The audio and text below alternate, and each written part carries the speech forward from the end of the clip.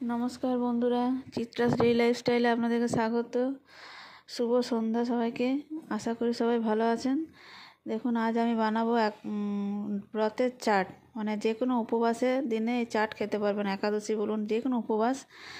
আমি এই জন্য নিয়েছি আলু সেদ্ধ করে নিয়েছি, একটু পানি ফলের আটা বা সিঙ্গাড়াকে আটা বলা হয়, একটু বাদাম শুকনো খোলায় ভেজে গুঁড়ো করে নিয়েছি, আর একটু নুন এদিকে নিয়েছি, ধনে পাতা আদা ঘষে নিয়েছি, গ্রেট ধনে পাতা কুচি, ভাজা গুঁড়ো মশলা, গোলমরিচ গুঁড়ো আর গোটা জিরে একসাথে সব মাখবো।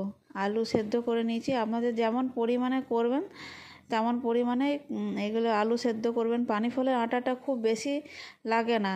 আলু সেদ্ধ হয়তো 4টে আলু নিলে 2 চামচ বড় চামচের বা এক হাতা বড় হাতা এক হাতা পানি ফলের আটা দিলেই হবে।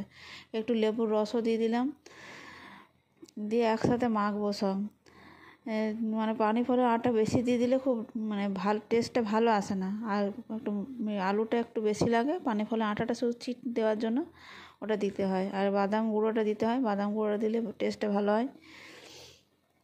এটা যে বড়াটা আপনারা শুধুও খেতে পারবেন। দেখুন, আমি মেখে বড়া আকৃতি করে নিয়েছি, এবার তেলে ভেজে নেব। আপনারা এইটা ব্রতে উপবাসের দিনে ঘরে বানিয়ে চাটটা খেয়ে দেখুন, খেতে খুব সুন্দর লাগে। আর খেতে যারা উপবাস করে তাদেরও খেতে ভালো লাগবে। উপবাস যে মানে খাবারের একটা কষ্ট থাকে যে কী খাবো না খাবো, এটা খেতে খুব ভালো লাগবে। দেখবেন, খেয়ে বানিয়ে করে দেখুন, কেমন লাগলো কমেন্টে জানাবেন। আর আমার চ্যানেলটা সাবস্ক্রাইব করে দেবেন, চ্যানেলটা শেয়ার করুন, লাইক করুন, বেল আইকনটা অন করে রাখুন আমার নতুন নতুন রেসিপি পাওয়ার জন্য। আগে অনেক নতুন নতুন রেসিপি আমি দেবো। কম আছে, হালকা আছে, আপনি এটা ভেজে নিচ্ছি, ওলট পালট করে খড়া খড়া করে ভালো করে ভেজে নিতে হবে।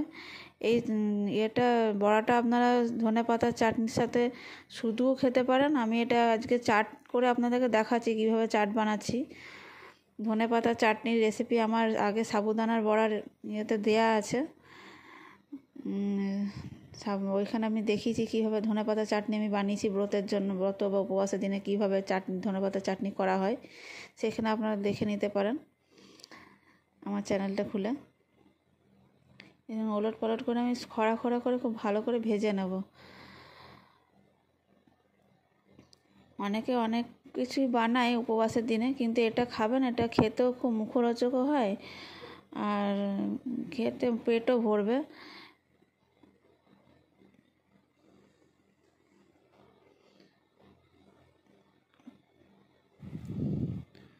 ছোটোখাটো খিদের জন্য খুব ভালো ব্রতের উপবাসের চাট এটা। পানি ফলের আটার চাট বা সিঙ্গাড়াকা আটাকা চাট, এটাই বলা হয়।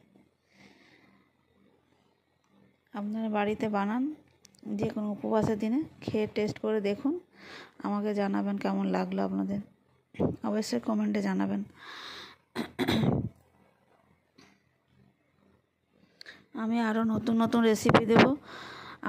আমার চ্যানেলের সাথে আপনারা থাকুন, আমার চ্যানেলটা বেশি বেশি করে শেয়ার করুন, সাবস্ক্রাইব করুন।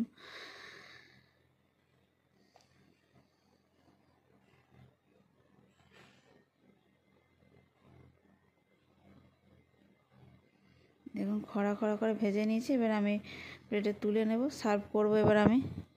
দেখুন কেমন বড়াগুলো তৈরি হয়ে গেছে। এগুলো শুধু মুখেও খেতেও ভালো লাগে, শুধু মুখেও খাওয়া যায়। আর আমি চাট বানিয়ে দেখাচ্ছি আপনাদেরকে। এর জন্য আমি চাটের জন্য নিয়েছি দইটা আমি আগে ফেটিয়ে রেখেছি, একটু চিনি একটু সামান্য নুন দিয়ে দইটা ফাটিয়ে রেখেছি। ধনেপাতা চাটনি করেছি, শসা কুচি করেছি, ধনেপাতা কুচি করেছি, বেদানা ছাড়িয়ে রেখেছি, আর ভাজা জিরে গুঁড়ো মশলা দিয়েছি। সাজানোটা আপনাকে দেখিয়ে দিচ্ছি, দেখুন যে কীভাবে সাজাচ্ছি চাটটা। দইটা আপনারা উপবাসের দিনে খাবেন, নিজের বাড়িতেও দই বানিয়ে রেখে খেতে পারেন, তৈরি করতে পারেন। যদি মনে হয় বাইরের দই খাবো না, নিজের বাড়িতে তৈরি করুন দই দিয়ে চাটটা বানান, দেখবেন খেতে খুব ভালো লাগবে। আমি দই দিয়ে সার্ভ করে দেখাচ্ছি চাটটা।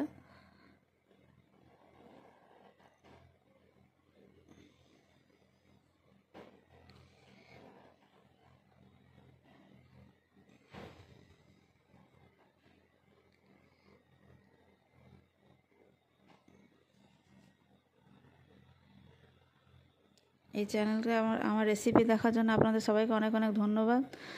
দেখুন আমি দই দিয়ে দিলাম, ধনেপাতা চাটনি দিয়ে দিলাম। এবার শসা কুচি, ধনেপাতা কুচি আর বেদানা, একটু নুন ছড়িয়ে দেবো, একটু ভাজা জিরে গুঁড়ো মশলা দিয়ে এটা আমি সার্ভ করব। আপনারা আমার সাথে থাকার অনুরোধ রইল। অনেক অনেক ধন্যবাদ আপনাদেরকে আমার রেসিপি দেখার জন্য।